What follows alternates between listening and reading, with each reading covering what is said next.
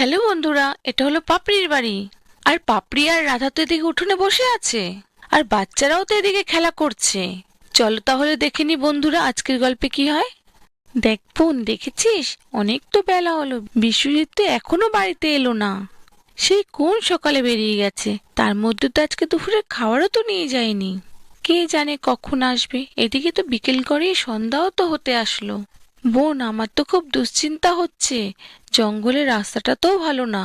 হ্যাঁ রে দিদি, তোর কথা শুনে আমারও খুব দুশ্চিন্তা হচ্ছে। দিদি তুই কিছু চিন্তা করিস না, দেখবি বিশ্বজিৎ ঠিক চলে আসবে।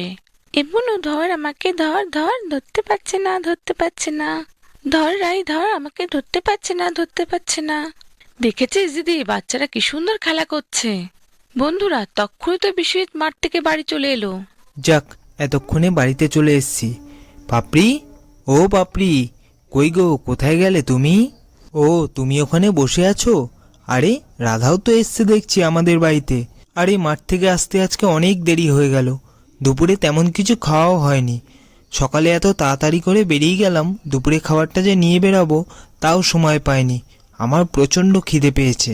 আজকে প্রচুর কাজ ছিল মাঠে, প্রচুর খাটাখাটনি হয়েছে, গা হাত পা প্রচুর ব্যথা করছে। এ নাও, তুমি চেয়ারটা একটু বসো, বসে একটু বিশ্রাম করো। তুমি যে বলেছিলে আজকে মার্কেটে শপিং করাতে নিয়ে যাবে, তো কখন নিয়ে যাবে আমাকে?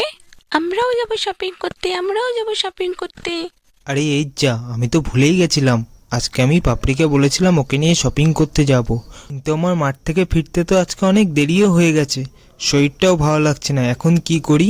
ওকে যদি না বলি ও রেগে বোম হয়ে যাবে। কি গো পাপড়ি, শোনো না, আজ সন্ধেবেলায় আমার একটা জরুরি কাজ আছে। আমার সন্ধেবেলায় বাজারের দিকে বেরোতে হবে। ঠিক আছে, আমি তোমাকে পরে শপিং করাতে নিয়ে যাব। আজ মনে হয় আমার আর রক্ষে নেই, আমার ওপর পুরো রেগে বোম হয়ে রয়েছে। আমার কি দোষ? আমার মাঠ থেকে আসতে দেরি হলে আমি কি করব তাতে? এদিকে তো মহাজনও আজকে আমাকে টাকা দেয়নি। ও তো এখন রেগে রয়েছে, ওকে আর কিছু বলার দরকার নেই। থাক, সন্ধ্যাবেলায় চুপি চুপি বেরিয়ে যাব, তাহলেই হবে।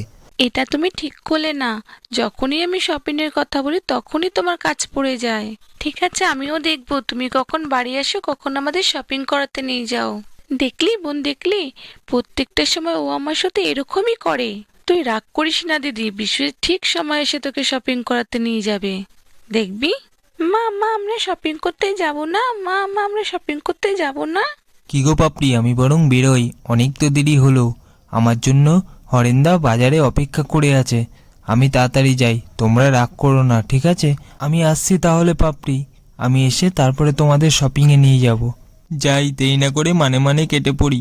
আর নিয়ে যেতে হবে না শপিং করাতে, তাড়াতাড়ি করে যাই। বন্ধুরা, রাত তো অনেক হলো, এখনো তো বিশ্বজিৎ বাড়িতে আসছে না। দেখেছিস বোন, আমি তোকে ঠিকই বলেছিলাম, বিশ্বজিৎ আমাদের কিছুতেই শপিং করাতে নিয়ে যাবে না। সেই জন্যই চালাকি করে বেরিয়ে গেল, যাতে আমাদের না নিয়ে যেতে হয় শপিং করতে। আজও বাড়িতে আসুক, ওর একদিন কি আমার একদিন।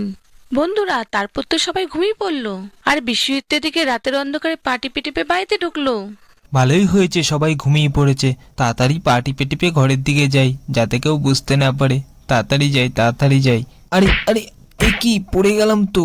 আরে, পুরোটা অন্ধকার তো, কিছুই তো দেখতে পাচ্ছি না। আরে, কি এসে বসছে মাথার ওপর, কিছুই তো দেখতে পাচ্ছি না। আরে ওটা কিসের আওয়াজ হলো? আরে বাড়িতে কি চোর ঢুকলো তাহলে? এই বোন, চোর ধরেছি চোর ধরেছি, তুই তাড়াতাড়ি করে লাঠি নিয়ে আয়। এই তো দিদি, লাঠি নিয়ে আমি চলে এসেছি। এই চোর, তোর খুব সাহস খুব সাহস, তাহলে লাঠির বাড়ি খা। আর এদিকে তো পাপড়ি আর রাধা মিলে বিশ্বজিৎকে চোর ভেবে মারতে থাকে। তাহলে বন্ধুরা, আজকের গল্পটি এখানেই শেষ করছি। ভিডিওটি ভালো লাগলে একটি লাইক করে দিও।